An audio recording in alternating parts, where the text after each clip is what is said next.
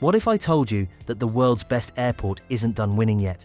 Singapore just dropped $7.5 billion on a bet that could redefine global air travel forever. We're looking at something far beyond a simple airport expansion. Singapore is rewriting what an airport can be in the 21st century.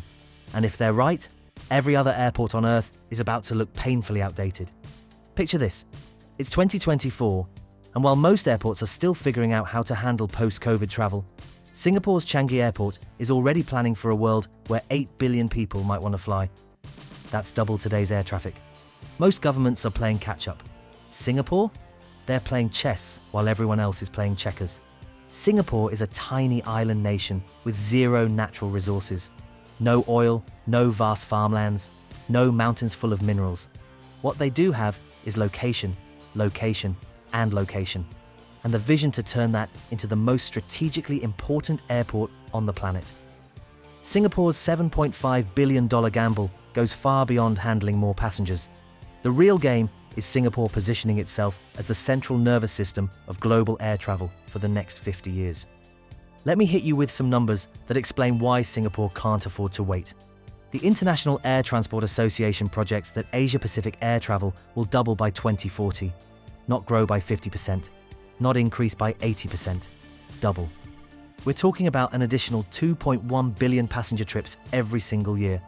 Now here's where it gets interesting. Singapore sits right in the middle of the world's fastest growing aviation market.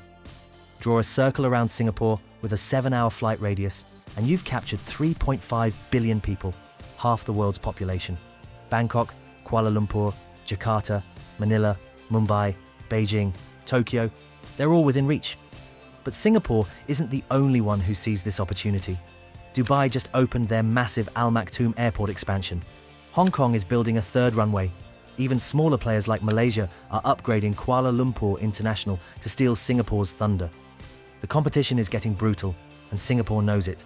Miss this window, and they could watch decades of aviation dominance slip away to cheaper, hungrier competitors. That's why Changi's expansion reaches far beyond more gates and runways. Singapore is building something so advanced, so integrated, so perfectly designed for future travel that no competitor can match it for decades. So what does $7.5 billion actually buy you? Terminal 5 is the centerpiece, and calling it a terminal almost feels insulting. This thing will be larger than 200 football fields. To put that in perspective, you could fit the entire Singapore Flyer, Marina Bay Sands, and half of Gardens by the Bay inside this single building. But size tells only part of the story. The real revolution is integration. Terminal 5 isn't just connected to Singapore's subway system, it's practically built around it. Imagine stepping off a plane in Singapore and being able to catch a train to downtown in under 20 minutes or to Malaysia in under an hour. That's game-changing for business travelers. Then there's Runway 3, the longest runway in Southeast Asia. This isn't just about handling more planes, it's about handling the planes of the future. The new Airbus A350-1000s, the Boeing 777X variants, an aircraft that haven't even been designed yet. But here's the part that shows you how Singapore thinks. They're preparing for aircraft that might need 15,000-foot runways and can carry 500-plus passengers. They're literally building infrastructure for planes that don't exist yet. Now let's talk about what makes this terminal different from every other box-shaped airport terminal you've ever been stuck in. Singapore calls it biophilic design. Basically, they're bringing nature inside. We're talking about indoor gardens, living walls, natural lighting systems that adjust throughout the day, and even indoor waterfalls that serve as both art installations and air purification systems.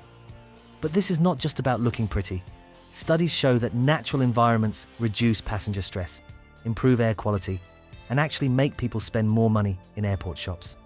Singapore is not just building a beautiful airport, they're building a psychological experience that keeps passengers happy and their wallets open. The genius part? The entire terminal is modular. Remember COVID? Remember how airports had to completely restructure overnight? Terminal 5 is designed so entire sections can be reconfigured, sealed off, or repurposed within hours, not months. Need to create pandemic isolation zones? No problem. Want to expand duty-free shopping during peak travel seasons? Easy. Need to convert passenger areas into cargo processing during a supply chain crisis? They've got you covered. Here's where Singapore shows they're not just thinking about the next decade, they're thinking about the next century. The entire Changi East development will be carbon neutral by 2030. Solar panels covering an area equivalent to 200 soccer fields. Rainwater harvesting systems that can supply 30% of the airport's water needs. Smart ventilation that adjusts airflow based on passenger density and weather conditions. The real innovation lies in the passenger experience. Biometric systems that recognize you from the moment you enter the airport to the moment you board your plane. No more boarding passes, no more standing in security lines, no more fumbling with passports at immigration. Your face becomes your ticket, your ID, and your boarding pass all in one. Singapore is essentially eliminating every friction point that makes air travel miserable. All of the passenger experience magic depends on flawless behind-the-scenes infrastructure. Runway 3 delivers far more than length. It delivers intelligence. Embedded sensors monitor everything from surface temperature to wind conditions in real time. Aircraft can land and take off in weather conditions that would shut down most other airports. The underground network tells an even bigger story. 40 kilometers of tunnels connecting cargo facilities, maintenance hangars, fuel systems, and passenger terminals. We're looking at efficiency, security, and resilience rolled into one massive system.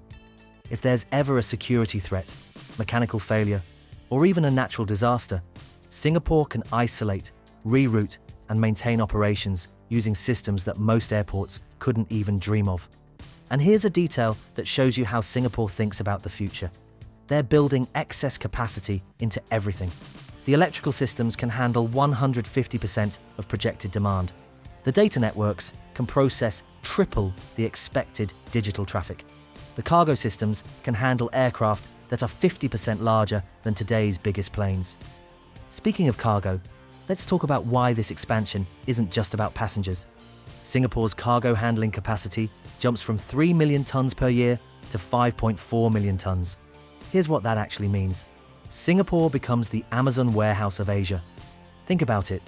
Half the world's population lives within a 7-hour flight of Singapore. If you're a company that needs to distribute products across Asia, having your regional hub at Changi means you can reach billions of customers faster than from anywhere else on Earth. Singapore takes an entirely different approach. They're building cargo facilities plus an entire aerospace ecosystem, maintenance facilities for next-generation aircraft, training centers for pilots and technicians, research and development labs for aviation technology. Companies like Rolls-Royce, Airbus, and Boeing are already setting up major operations around Changi.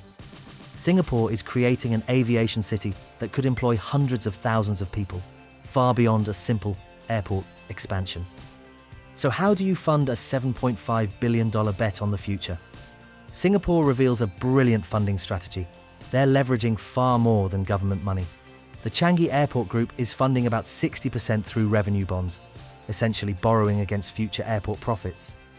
Airlines are contributing through landing fees and long-term agreements. Even private companies are investing in exchange for exclusive retail and service contracts. Singapore has created a business ecosystem where everyone has skin in the game, far beyond traditional infrastructure funding. The timeline? Phase 1 opens in 2030, with full operations by 2035. Here's what's fascinating. COVID actually helped the project. The pandemic delays forced Singapore to redesign major systems, incorporating lessons learned from the worst travel disruption in aviation history. The result? Terminal 5 will be the first airport terminal designed from the ground up for pandemic resilience, supply chain disruptions, and rapid operational changes. Let's be completely honest. We're looking at a massive gamble, and the risks are very real. First, there's the environmental challenge. Singapore is literally creating new land through reclamation to build this expansion. Marine ecosystems, air quality, noise pollution. Singapore is betting they can manage these impacts without destroying what makes their island nation attractive in the first place. Second, the engineering risks are enormous. Singapore sits on soft marine clay that makes building massive structures incredibly challenging. They're essentially building a city-sized airport on what amounts to sophisticated quicksand.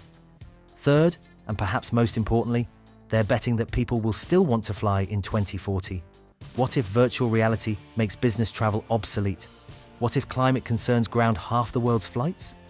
What if a new pandemic makes international travel permanently restrictive. Singapore is wagering $7.5 billion that none of these scenarios will kill global aviation. That's a bet that could define the country's economic future for generations. Now, if Singapore gets this right, the payoff becomes extraordinary. Conservative estimates suggest the expansion will create 50,000 direct jobs and 200,000 indirect jobs. Tourism revenue could jump by 40%. Foreign investment in Singapore could double as companies choose Singapore as their Asian headquarters, specifically because of Changi's connectivity.